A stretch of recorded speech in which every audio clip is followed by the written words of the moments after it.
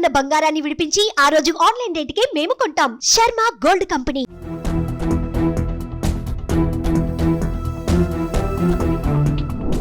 పొరిగింటి పుల్లకూర రుచి అన్నట్టు ఈ మధ్య జనాలు ఇంటి భోజనాన్ని వదిలేసి హోటల్స్ కు పరుగులు తీస్తున్నారు.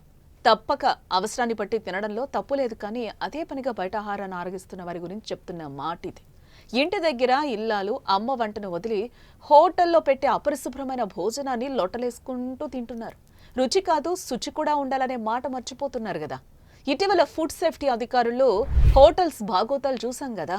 కుళ్ళిన మాంసం, పాడైపోయిన కూరగాయలు, కాలం చెల్లిన పదార్థాలు, అబ్బో దీని గురించి చెప్తే ఒళ్ళు జల్దరించిపోతోంది. ఇప్పుడు మళ్ళీ ఏమైంది అనుకుంటున్నారా? అక్కడికే వస్తున్నా, ఆగండి. సుబ్బయ్య గారి హోటల్ తెలుసు కదా, తెలియని వారు ఎవరుంటారులేండి. తెలుగు రాష్ట్రాల్లో చాలా ఫేమస్. కాకినాడలో మొదలుపెట్టి హైదరాబాద్ దాకా వ్యాపారాన్ని విస్తరించింది. ఏపీలోని ప్రధాన నగరాల్లో పలు బ్రాంచ్లను ఏర్పాటు చేసి వండి వారుస్తోంది.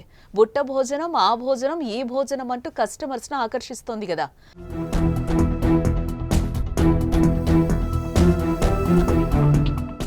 వెజ్ మెనూ అందించే ఈ హోటల్కు గిరాకీ కూడా ఎక్కువే. అక్కడి ఫుడ్ను కస్టమర్స్ లొట్టలేసుకొని తింటారు. కానీ వారిప్పుడు ఆ హోటల్లో జరిగిన విషయం చెప్తే వాంతి వస్తుంది.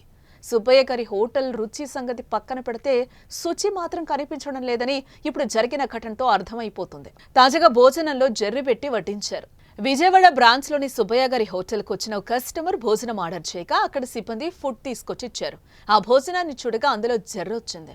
అదే సమయంలో హోటల్లో భోజనం చేస్తున్న కేంద్ర మానవ హక్కుల కమిషన్ ఇన్ఛార్జ్ చైర్మన్ విజయభారతి నిర్వాహకుల తీరుపై ఆగ్రహం వ్యక్తం చేసి ఫుడ్ సేఫ్టీ అధికారులకు ఫిర్యాదు చేశారు. వెంటనే వచ్చి తనిఖీలు చేసిన అధికారులు హోటల్ను సీజ్ చేశారు.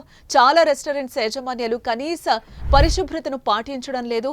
మసాలాలను దట్టించి రుచిగా ఏది పడితే అది ఇచ్చేస్తున్నారు. మనం మన డబ్బులు పెట్టి అవే తిని ఆసుపత్రులు పాలవుతున్నాం. మనతో పాటు పిల్లలకు కూడా అలవాటు చేస్తున్నాం కదా. కిచెన్ గురించి ఎంత మాట్లాడుకుంటే అంత మంచిది. మీరు కూడా బయట ఎంత తక్కువ తింటే అంత మంచిది. ఇక మీ ఇష్టం.